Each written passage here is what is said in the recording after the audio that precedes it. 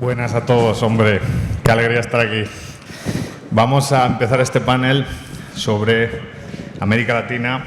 Para mí es muy especial porque soy español, latinoamericanista y bueno, es un lujo compartir aquí con dos grandes amigos, ¿no? A mi izquierda, Antonella Martí. No hace falta presentación, pero me voy a tomar unos segundos para contar su vida porque hay cosas muy interesantes. Ella fue la primera directora regional de Students for Liberty para Argentina. Entonces, un aplauso, es una colega, ha vuelto a casa.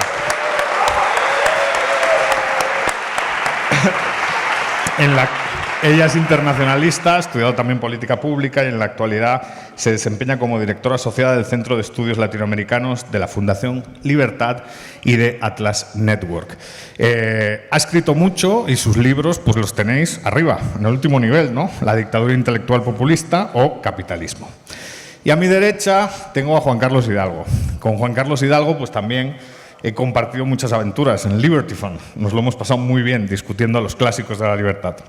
Juan Carlos ha estado durante más de 10 años trabajando en Washington, D.C., en el Cato Institute, en el Centro de Estudios también para América Latina, para Global Liberty and Prosperity. Pero especializado en política pública y en América Latina. Y bueno, también ha desarrollado una gran labor de divulgación. Ha escrito en el Miami Herald, en Forbes y trabajado como activista y peleonero, podríamos decir, en CNN en español, ¿no? En la actualidad está pasándose al lado oscuro y va a posicionarse como candidato a diputado libertario en Costa Rica. O sea que un aplauso también para Juan Carlos Hidalgo.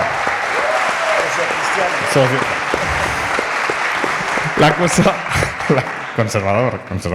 La cosa es que vamos a charlar sobre América Latina y quizás la primera pregunta es una pregunta genérica y muy abierta, ¿no? Es una pregunta pues del estado de la región. ¿Cómo veis América Latina en la actualidad? ¿Qué riesgos y amenazas para las libertades individuales podemos encontrar? Antonella. Bueno, muy buenas tardes a todos. Un placer estar hoy acá con ustedes, con tantos jóvenes que defienden las ideas de la libertad y también con grandes amigos, Edu y bueno, Juan, que siempre es un gustazo compartir con ustedes. Sobre América Latina, a ver, y principalmente con las ideas de lo que es el concepto de libertad individual, hoy tenemos muchos desafíos, no solamente en ese sentido, sino también en términos económicos, en términos políticos, en términos de lo que vayamos a hacer y lo que vaya a suceder con el Estado de Derecho a lo largo de la región.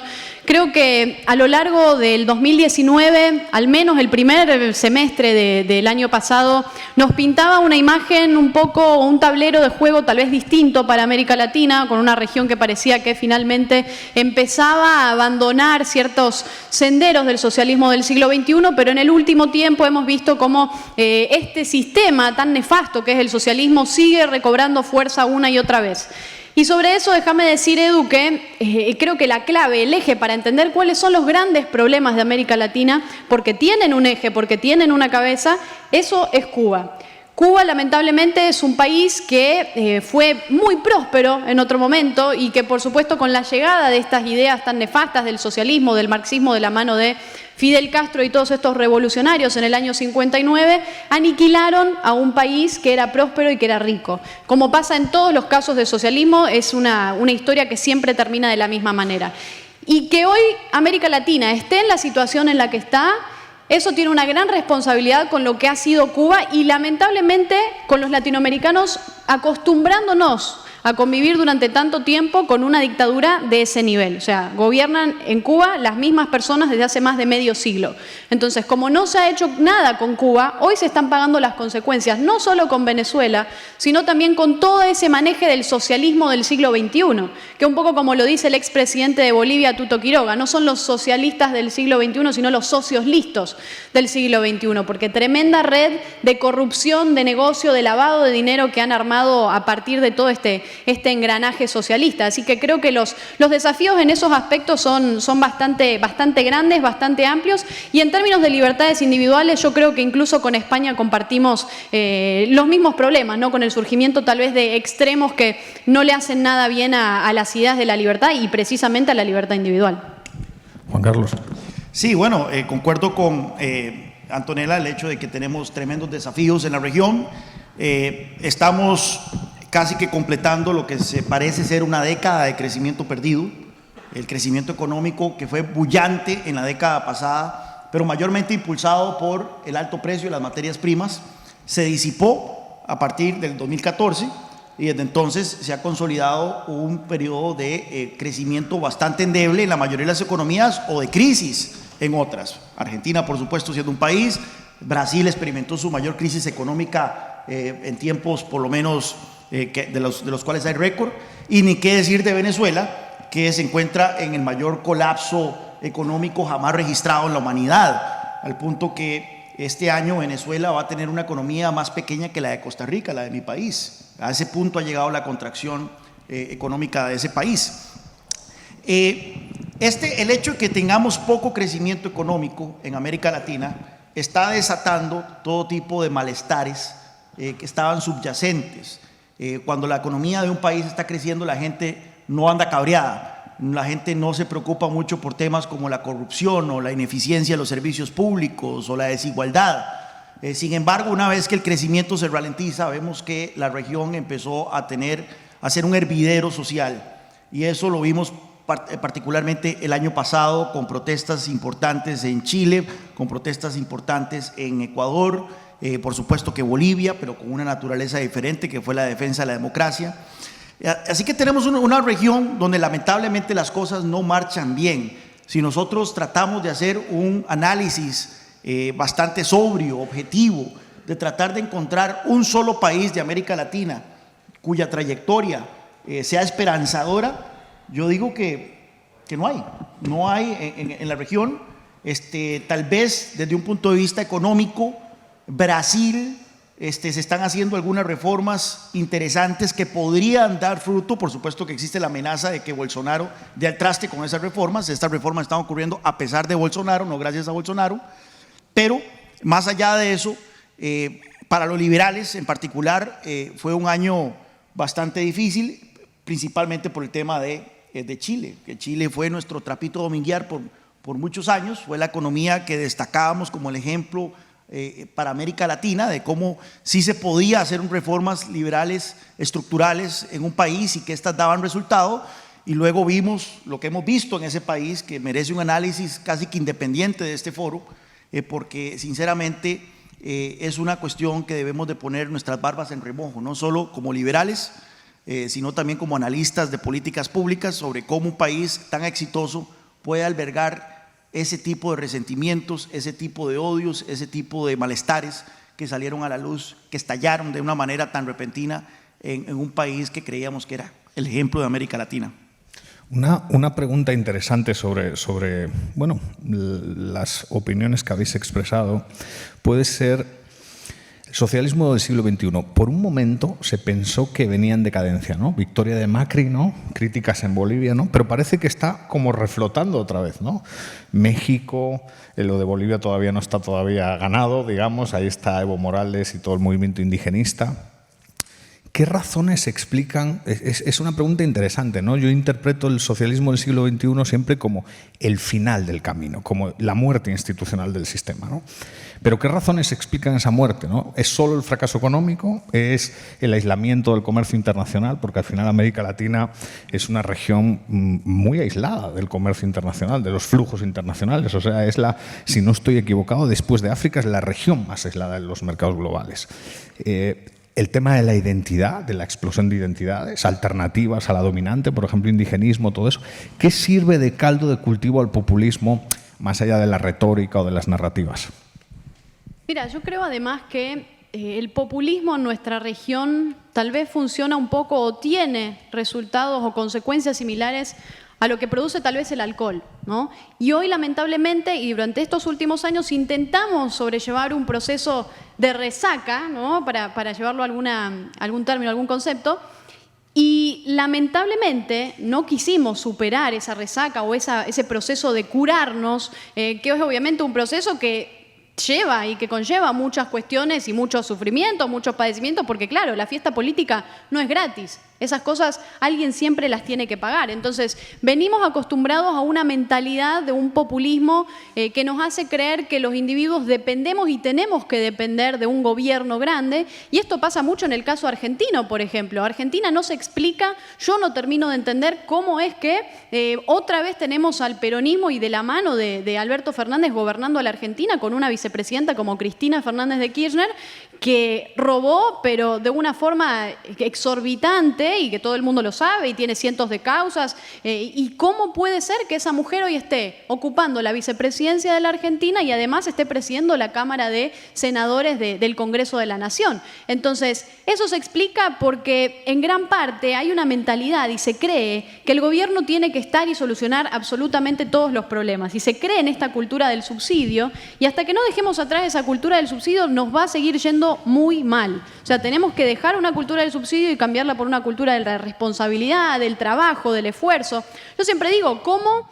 O sea, pensar simplemente las políticas públicas que conllevan al uso de subsidios, es decir, de usar dinero de la gente, porque esa es otra. Hay una creencia muy grande en la región de que el gobierno saca dinero, no sé si de los árboles o de dónde parece que crece el dinero, pero la realidad es que el gobierno tiene ciertas maneras, y son muy poquitas, para conseguir dinero. Con deuda, que nunca es buena, con emisión monetaria que genera inflación y con impuestos. Y Argentina es el país con la mayor presión tributaria prácticamente del mundo. Entonces, en Argentina, si alguien quiere emprender, quiere abrir una empresa, quiere abrir un negocio, te caen los sindicatos, porque tenemos una cantidad de sindicatos impresionantes, te cae la AFIP, ¿no? La agencia recaudadora de impuestos, que por supuesto también los impuestos se terminaron convirtiendo prácticamente en un robo, en un castigo al éxito, porque parece que mejor te va, más empresas abrís, más gente contratás, y el gobierno más trabas y burocracias te pone, ¿no? Entonces yo creo que la cuestión en América Latina, y tal vez en el caso argentino, va por ahí, que no se hace lo que se tiene que hacer, que es una reestructuración del Estado y una eliminación urgente de todo ese aparato de gasto público y estatal que tenemos en nuestro país. Hay 3 puntos y he aprendido a tener cuidado de enumerar de antemano lo que voy a decir, porque después se me olvida. Pero hay 3 puntos. Uno es el tema de que nunca podemos dar por cierto eso de que la historia se acaba. Como Fukuyama, ¿verdad? Cuando cayó el muro de Berlín y dijo, se acabó la historia, el capitalismo liberal ha triunfado y ya nunca más vamos a tener este tipo de discusiones ideológicas. Nunca demos por muerto al socialismo. Es el peor de los errores que podemos tener. Incluso en Venezuela, la última vez que fui en Venezuela, en el 2016, en una reunión, no me acuerdo dónde fue, me preguntaron, mira, ¿y qué consejo nos das nosotros a futuro? Y venas, bueno, aprendan las lecciones del pasado para no tener que estar aquí dentro de 20 años repitiendo otra vez sobre los peligros del socialismo. Entonces, nunca demos el socialismo por muerto. ¿Por qué? Me lleva al segundo punto. El segundo punto es el tema del relato. La izquierda es particularmente buena para crear un relato. Y ese término lo agarré de Argentina, porque en Argentina estaba el relato, ¿verdad?, de la década ganada con Cristina y demás, pero eso se replica por todas partes. Y nuevamente me lleva al tema de Chile. Vean ustedes, nosotros pensamos que el éxito de un modelo iba a ser la defensa natural de ese modelo. La gente no iba a estar en contra de un modelo económico si este modelo económico le garantizaba prosperidad, le garantizaba mejor calidad de vida, comparado con lo que ese país había tenido hace tan solo 30, 40 años, porque no olvidemos que Chile en 1975 era una Venezuela, 500% de inflación, escasez de alimentos, colas para comprar productos básicos y demás. Pues bueno, nosotros pensamos que el modelo se iba a defender solo, pero no. La izquierda hizo un trabajo muy somero, un trabajo muy disciplinado de captura de las instituciones educativas, de captura de las universidades, y desde ahí empezó a diseminar el relato de que el modelo chileno era excluyente, de que era solo beneficiar a los ricos y de que no era la solución a las necesidades y a las aspiraciones principalmente de una clase media. Pues bueno, nosotros vemos ahora en Chile la gente que está protestando en las calles, la gente que está quemando iglesias, la gente que está quemando medios de comunicación, no es gente pobre, es gente de clase media, que se les vendió la idea de que el modelo no servía para ellos. Así que ese es el otro punto que tenemos que tener en cuenta cuando vemos por qué el resurgimiento de del socialismo del siglo XXI. Y el tercer punto, y si me lo acordé, es eso que mencionaba Antonella, esa analogía, la resaca. En los 91 creo que se publicó un libro que se llama The Macroeconomics of Populism, of Latin American Populism. Fue Sebastián Edwards y Roger Dornbusch. Y esto fue en 91, pero si uno lo lee es como estar leyendo actualmente. En Costa Rica, óigame a mí, bueno, sí, en Costa Rica también, pero en América Latina vivimos de ciclos. La historia se vive repitiendo, no aprendemos las lecciones históricas. ¿Y qué ocurre con eso? Que tenemos una izquierda que usualmente llega y es los tiempos de la fiesta, en los tiempos de la bonanza económica, la del gasto profuso, la irresponsabilidad fiscal y demás, y luego son a los gobiernos de derecha los que les toca llegar a implementar las reformas estructurales para corregir los excesos. ¿Qué pasa? Esas reformas son impopulares, esas reformas no caen bien en la población y hacen que entonces la gente añore los buenos tiempos de la bonanza, los buenos tiempos de la fiesta, y que lleguen entonces a votar nuevamente por repetir los errores. A mí me llama la atención, para cerrar, un punto muy interesante. Si ustedes van a Alemania actualmente y proponen cualquier cosa que huela a inflar la moneda, a inflación, bueno, te cuelgan ahí mismo. Los alemanes son alérgicos a cualquier cosa que huela a irresponsabilidad monetaria, que huela a inflar la moneda, a inflación. ¿Por qué? Porque ellos tienen muy presente el fantasma que fue la hiperinflación de la República de Weimar. Aunque ningún alemán que esté vivo recuerde de primera mano ese periodo, pero es algo que ha permanecido muy vigente en la memoria histórica de los alemanes. ¿Por qué en América Latina no tenemos esa memoria histórica? ¿Por qué los argentinos no es que tengan que esperar 20 años para votar a los peronistas de vuelta al poder, sino 4 años? Esa es una de las grandes preguntas que a mí me acosan en este análisis que he hecho de América Latina a lo largo de los años. Sí. Otro tema relevante, ya le hemos criticado al socialismo del siglo XXI, pero claro, ha habido muchos gobiernos conservadores y de derechas y de élites.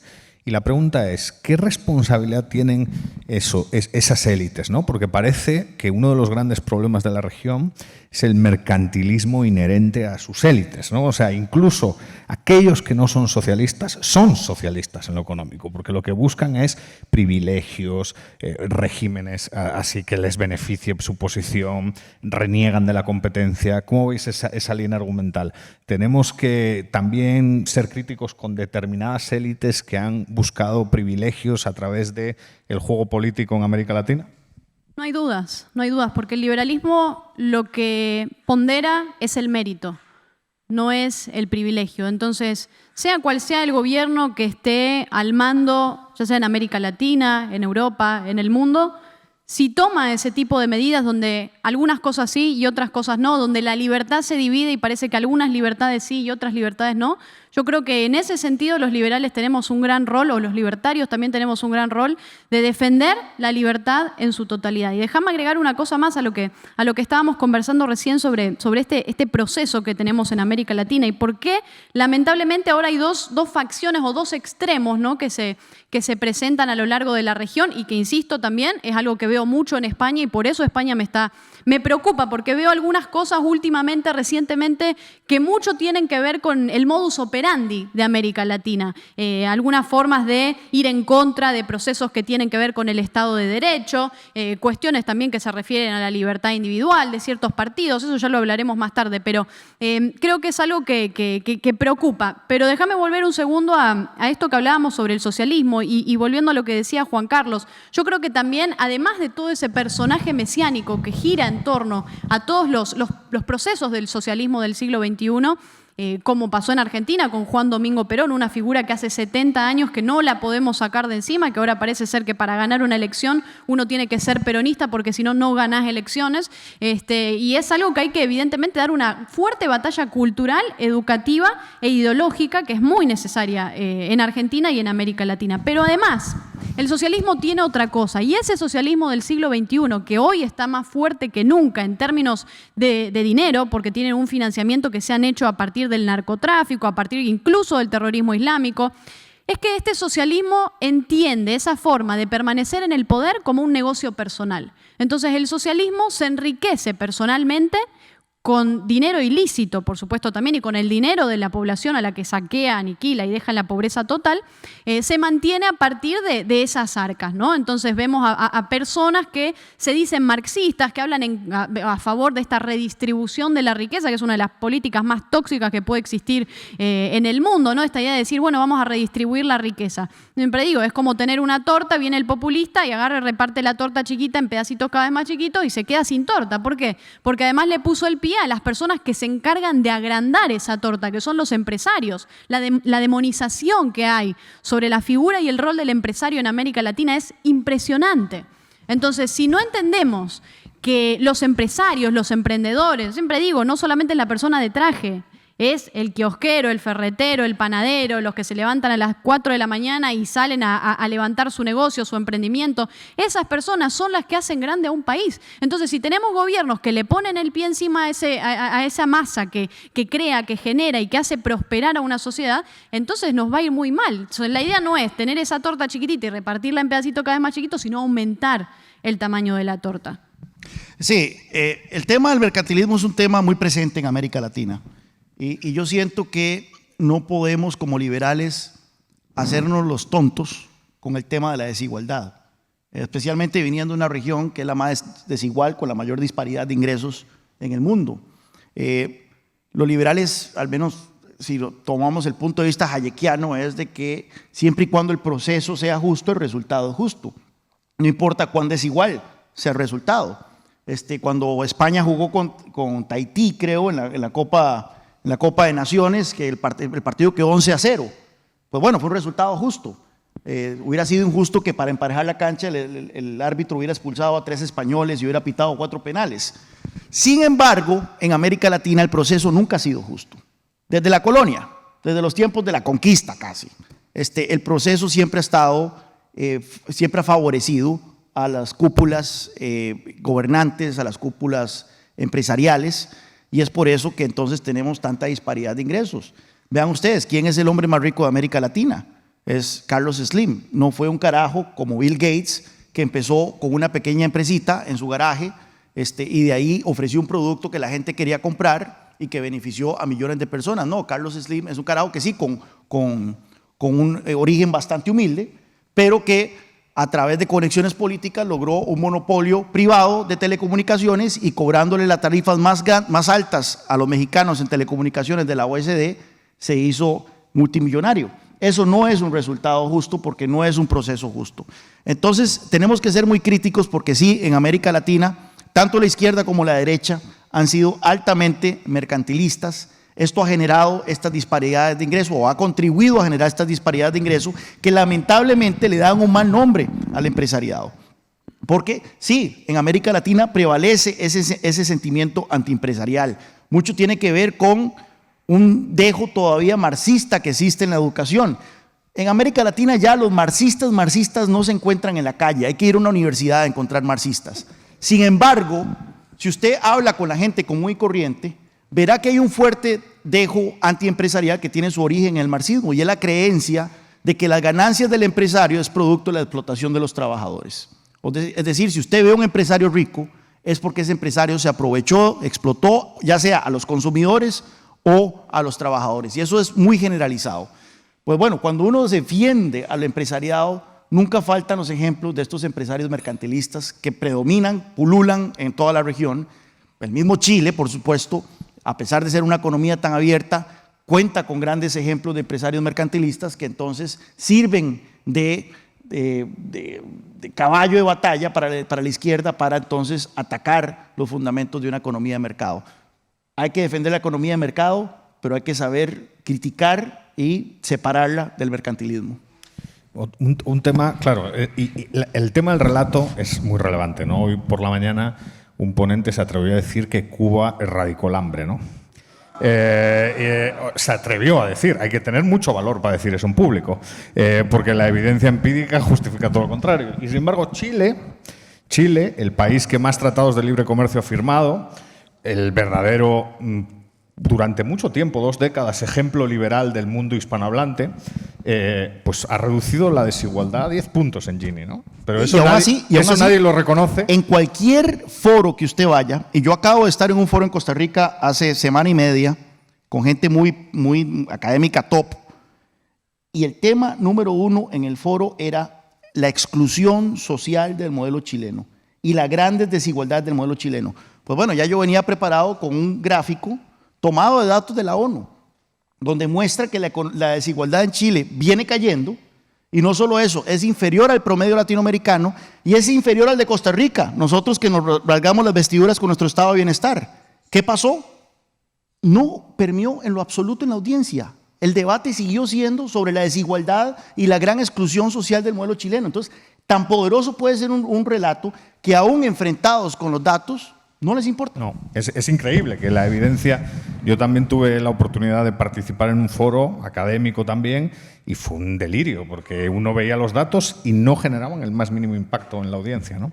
Pero bueno, el gran reto es, por tanto, claro, América Latina es un continente desconfiado, ¿no? Hay un problema de confianza, ¿no? Cuando uno ve las encuestas de opinión, nadie confía en el Congreso, nadie confía en los gobiernos. Hay buenas razones para no confiar ni en el Congreso ni en los gobiernos. La institución en la que más confían los latinoamericanos es la Iglesia, paréntesis, iglesias, en plural. Eso justifica también el ascenso de candidatos con una narrativa religiosa que puede ser potencialmente peligrosa también. Pero el punto es, ¿hay esperanza para generar confianza? O sea, ¿hay algún rayo de luz en el continente que nos ayude a ver, pues mira, Chile, que durante décadas fue el rayo de luz, ya está dejando de ser el rayo de luz? Muchos creíamos que Macri iba a ser un rayo de luz, pero no fue un rayo de luz. ¿Hay algún país o alguna realidad que, digamos, potencialmente ahí sí encontramos pues razones para ser optimistas, ¿no?, con la región? Porque la región está pasándolo mal a día de hoy.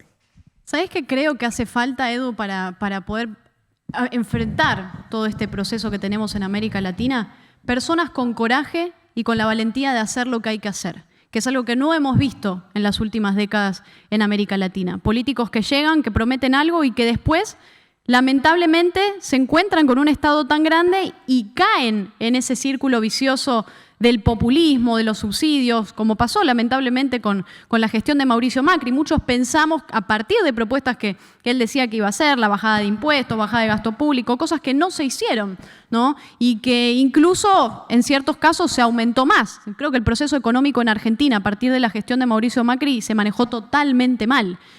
Por supuesto que sí hay para destacar lo que se ha hecho en términos institucionales, de relaciones internacionales, lucha por la transparencia, pero en términos económicos fue un desastre total, y por eso es que hoy lamentablemente tenemos el retorno de esta gente que sigue haciendo negocios a partir de esto. Pero entonces yo insisto, se necesitan personas con coraje, y en esto déjame decir, si hay una persona con coraje, una persona que entiende cuáles son las ideas de la libertad y que yo creo que tiene una gran influencia en el mundo de nuestras ideas y que está, de hecho, en uno de los países más hostiles a las ideas de la libertad, en Venezuela, es María Corina Machado, una mujer que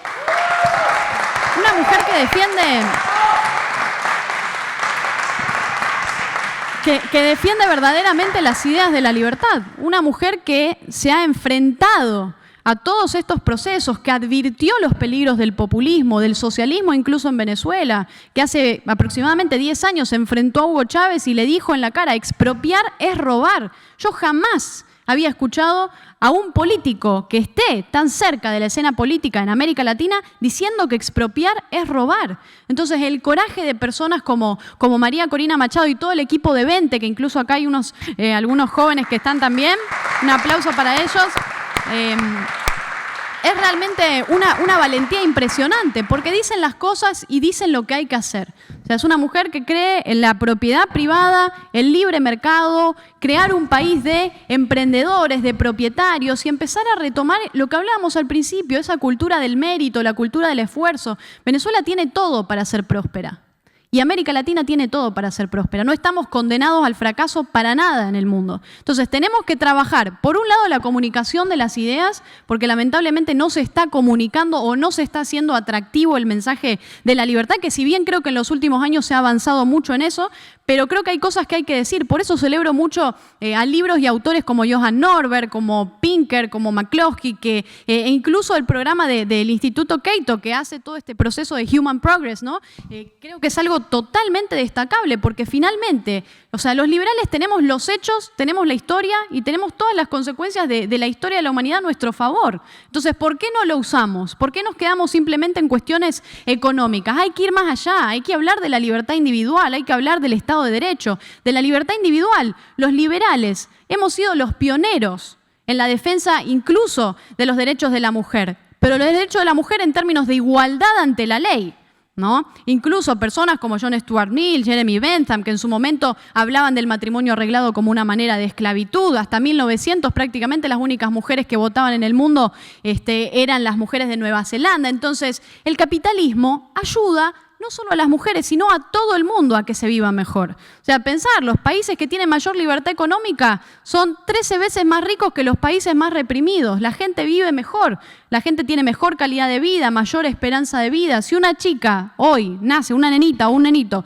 nace en un país estatista como Zimbabue, tiene una esperanza de vida de 54 años. Si esa misma nena nace en un país como Suiza, tiene una esperanza de 84 años. Entonces, los hechos, los números y todo está del lado del liberalismo. La cuestión acá es empezar a usarlos, empezar a comunicarlos mejor y contar también con personas que lleven las ideas a la acción dentro de la política, porque eso es lo importante, no solamente quedarnos en el espacio académico y en el espacio de ideas, porque sí, las ideas, importantísimo, pero ¿quién las lleva a la práctica? Porque si no hay liberales que estén dispuestos a influir en la política y a participar en la política y a defender no solo la libertad económica, porque eso no es, digamos, el concepto que tenemos que entender de defensa de la libertad. Defender la libertad económica, las libertades individuales y el Estado de Derecho y la libertad política, que es fundamental para una América Latina más próspera e incluso para una España más próspera. Muy bien, muy bien. Juan Carlos. No, sí, me monto sobre eso último que menciona Antonella y me queda muy conveniente ahora que me estoy metiendo en la política, puesto que yo creo que los liberales muchas veces pecamos de ser antipolítica, de hablar mal de los políticos. Pero sin duda alguna, como menciona Antonella, los cambios y las reformas que nosotros queremos no van a ocurrir en el vacío, no van a ocurrir automáticamente. Va a requerir que gente que cree en estas cosas, y ojalá que las crea de principio y no de conveniencia, se metan en la arena política y traten de llevar este mensaje a las masas. Por supuesto que esto no es únicamente una labor de los políticos, los intelectuales, los activistas juegan un papel fundamental en venderle estas ideas al público. Pero es necesario de que la gente que ocupa instancias de poder sea gente que crea en estas cosas y esté dispuesta a rifarse el físico, como lo ha hecho Mara Corina literalmente en Venezuela, ha sido apaleada ahí mismo en la Asamblea Nacional de Venezuela por defender estas ideas. Entonces, en ese tema de la confianza, creo que los liberales tenemos que calibrar un poco nuestra actitud hacia la política. Mucha gente dice, los políticos son todos corruptos, son todos interesados, todos andan buscando ver qué sacan, pero en realidad con ese discurso lo único que estamos fomentando es la antipolítica, y la antipolítica es el caldo de cultivo para los populistas, para los extremismos, como lo hemos visto en América Latina y lo hemos visto ahora en otras partes del mundo. Estas figuras mesiánicas que salen de la nada, que se presentan como antipolíticos y que dicen, yo puedo arreglar todos los problemas del país si tan solo me dan más poder, si tan solo me entregan en bandeja de plata la institucionalidad de un país, y eso nunca termina bien. Bueno, ya vamos a ir a la última pregunta antes de responder a las preguntas que emanan del público, y la última pregunta tiene que ver con España, ¿no? Ya no con América Latina. América Latina y España estamos hermanados de muchas formas, ¿no? Veis, en determinado momento el sistema político español evolucionó bien, ¿no? Pero ha entrado en crisis, ¿no? Desde hace pues aproximadamente unos 10 años, ¿no? ¿Veis una latinoamericanización de la política española? Y si la veis, ¿de qué tipo y qué peligros tiene la misma? Sí, no hay dudas, no hay dudas. Creo que eso en los últimos años y en este último proceso se ha hecho muy, muy evidente, incluso con el surgimiento, insisto, de estos extremos. Por un lado, con la extrema izquierda, y no solo con la extrema izquierda, sino con la izquierda también en general, que es financiada en gran parte por el régimen latinoamericano, incluso personas dentro del partido político Podemos, personas como Pablo Iglesias, en su momento también Íñigo Errejón, Monedero, personas que recibieron millones de euros a partir de ciertas fundaciones y ciertas transacciones ilegales que se hicieron para financiar a estos modelos, para, por supuesto, desestabilizar el modelo democrático, el sistema democrático y de Estado de Derecho, ¿no? Que creo que ese también es uno de los ejes principales y de las metas y los objetivos que tienen estos sistemas populistas, porque tienen esa característica que comparte esa revolución cubana, que es la característica expansionista. Son sistemas que necesitan expandirse y abarcar cada vez más territorio, ¿no? Eso ya lo decía Fidel Castro, incluso con el Che Guevara en su famosa Operación Manuel para abrir focos guerrilleros a lo largo de toda América Latina en el año 65. Pero además, también me preocupa mucho la situación de la derecha, o sea, una derecha que se ha convertido y que lamentablemente, bueno, también esto es muy así en general, ¿no? Creo que también en América Latina, por eso traer acá lo que está sucediendo, que con un conservadurismo tan nacionalista, muchas veces nefasto, proteccionista incluso, y partidos que se dicen liberales o que se han dicho liberales, pero que hace muy poco evidentemente se han reconocido como tal vez movimientos sociales, y en esto me refiero al partido político Vox, que nada tiene de liberal. Uno puede decir, y creo que eso es algo que hay que tener en cuenta, porque en América Latina hay mucha confusión respecto de esto.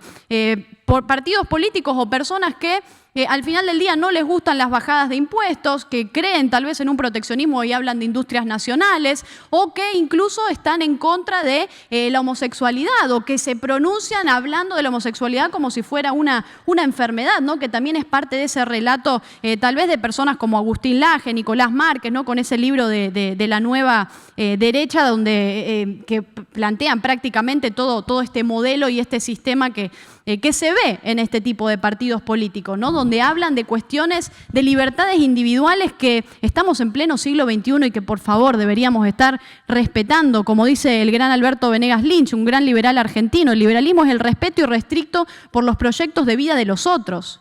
Entonces, mientras no respetemos no solamente la libertad económica, sino también el Estado de Derecho y la libertad individual, es decir, que cada uno haga lo que quiera con su vida, que cada uno se acueste con quien quiera, que cada uno consuma lo que quiera, mientras no entendamos que eso también forma parte del liberalismo, creo que no vamos a poder avanzar. Entonces creo que acá hay que llamar a las cosas como son. Si hay partidos que son más ultraconservadores, que se digan ultraconservadores, que se llamen movimientos sociales o que se llamen como tengan que llamar, pero que no se llamen liberales, porque nada tienen de liberales. Muy bien. Juan Carlos.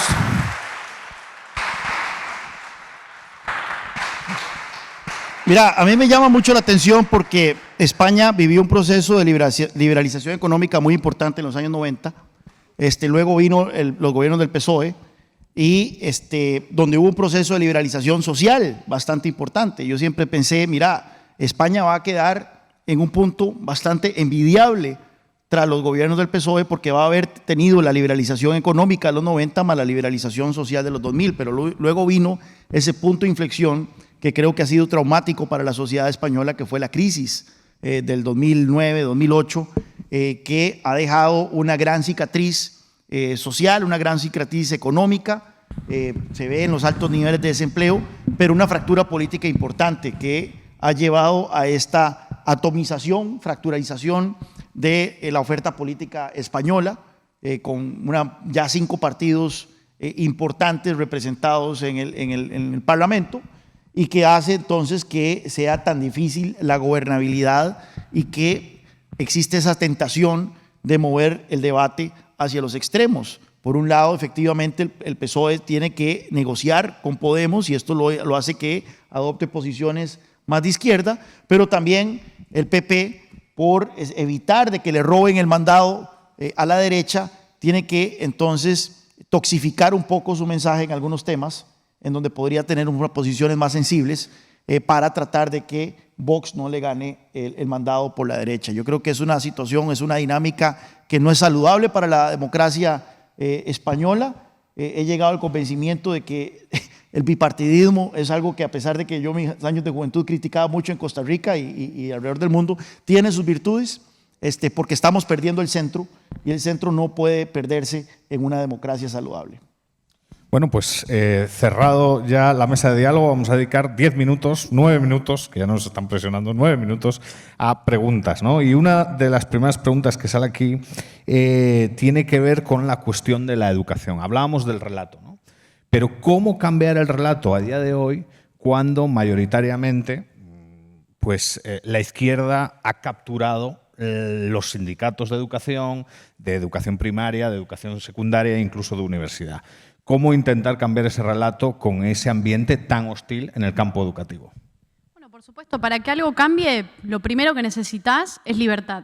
Y yo creo que en términos del ámbito educativo, ámbito universitario, incluso en las escuelas, lo primero que se necesitan son currículas libres. Si no tenemos escuelas y alumnos que puedan elegir también y formar parte de ese proceso, creo que vamos a seguir en este sistema de adoctrinamiento tan nefasto que tenemos a lo largo de América Latina, que no es solamente de la época de Juan Domingo Perón o de los principios de Fidel Castro, donde bajaban esos manuales. Yo incluso tengo un cuaderno creo que es del año 50 que conseguí por ahí, que se bajaba a las escuelas primarias durante el peronismo en Argentina en los años 50, donde enseñaban a los chicos a leer y le ponían Evita me ama, Perón me cuida. Entonces te enseñan a leer y te ponen toda la doctrina. Y eso es algo que se ha visto en todos estos regímenes. Se vio con el nacionalsocialismo, se vio con Benito Mussolini, se vio con todos estos personajes que formaban parte de eso y que incluso también se agarraron de esa ola en América Latina, que fue también una ola populista a partir de los años 40 también, donde se lo vio a Juan Domingo Perón, se lo vio también a Getúlio Vargas en Brasil, a Lázaro Cárdenas incluso en México. Entonces, un proceso que se repite una y otra vez, que por supuesto todo forma parte del mismo círculo vicioso, ¿no?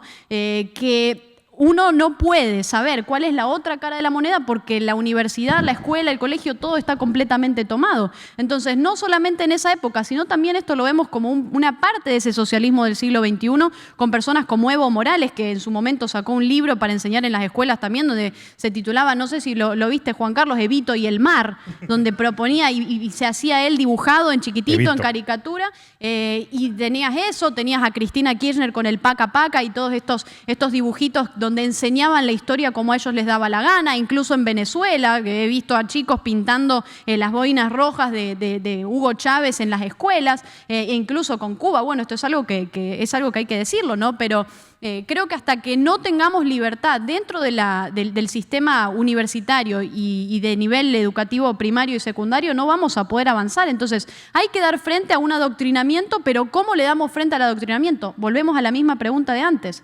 Con gente que ponga las ideas en acción, porque si no nos vamos a quedar en ese proceso y no vamos a poder avanzar más. Juan Carlos. Sí, tenemos que tener además presente. ¿Te quieres saltar a la arena política, esa pelea con educación y con los sindicatos de educación? Bring it on. Tenemos que tener en cuenta que esto es un problema, esto es algo que se ha venido germinando por décadas. O sea, la izquierda ha venido en un proceso sistemático de toma de las instituciones educativas que empezó por allá de los años 70 o finales de los 60. Así que no es algo que podemos corregir de la noche a la mañana. Pero yo creo que la parte, desde el punto de vista de reformas, es reducir o neutralizar el poder que tienen los sindicatos, efectivamente, sobre los contenidos educativos. Es peligroso, o sea, porque así como no nos gusta que la izquierda se meta a diseñar los programas educativos, tampoco se va a ver bien si gobiernos de derecha o de alguna otra denominación se meten abiertamente con los programas educativos. Inmediatamente va a haber una reacción.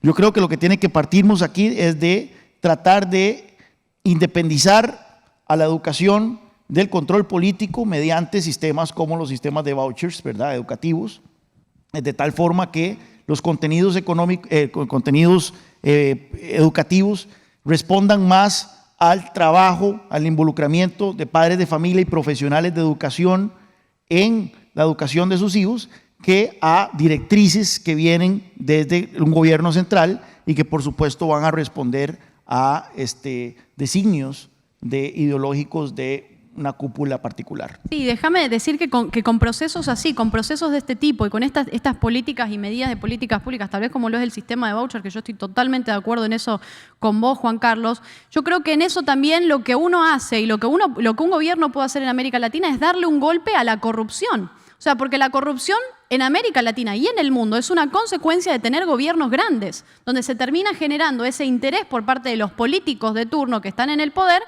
que entienden que más grande el Estado, más grande la burocracia, mejores mecanismos tienen para tergiversar el dinero y manipular el dinero que al final del día es el dinero de la gente. Entonces, ¿por qué tenemos tanta corrupción también en América Latina? Porque optamos y nos vamos por políticas públicas de este tipo. Ese es el tema, mi charla siguiente. Sí, exacto. La última pregunta, porque nos quedan 3 minutos. 3 minutos nos quedan, vamos a cumplir.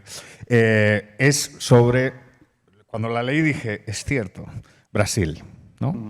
¿Qué opinan de Bolsonaro y qué opinan de Brasil? Porque al final es uno de los gigantes del continente, ¿no? Con México, con Argentina. ¿Qué opinan de cómo ven a Brasil y a Bolsonaro como candidato y qué compromiso con la libertad tiene este personaje? Yo creo que Brasil tiene grandes oportunidades. Desde hace mucho tiempo Brasil es un país que, por supuesto, y incluso para la Argentina representa una relación bilateral muy importante.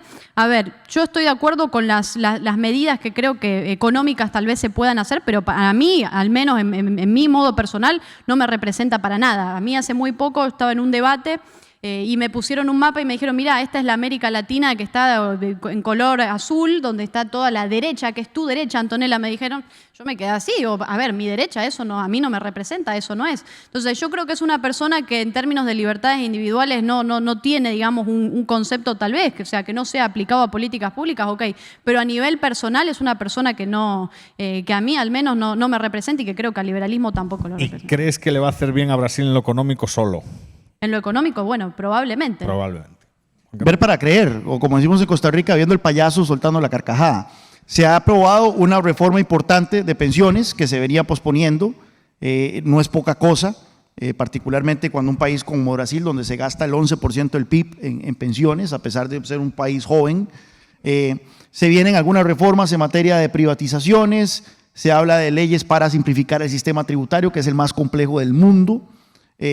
Así que hay cosas importantes que están ocurriendo, principalmente desde el ministro de Economía, que es un Chicago Boy. Sin embargo, Bolsonaro ciertamente es un populista de derechas, cuya agenda es sumamente tóxica cuando se trata de su discurso hacia las mujeres, hacia las minorías sexuales. No me representa, igualmente como dice Antonella. Y en el tanto él no se involucre en la agenda económica, será mejor para Brasil. De hecho, la reforma de pensiones pasó porque Bolsonaro no se metió a impulsar esa reforma. Y ojalá que no se meta más en la agenda económica y deje que el ministro de Economía sea el que siga manejando esto de la manera en que lo ha venido manejando. Bueno, pues con un ejemplo de puntualidad latina y de rigor latino cerramos On Time hoy. Muchas gracias y un fuerte aplauso para estos dos campeones de la libertad.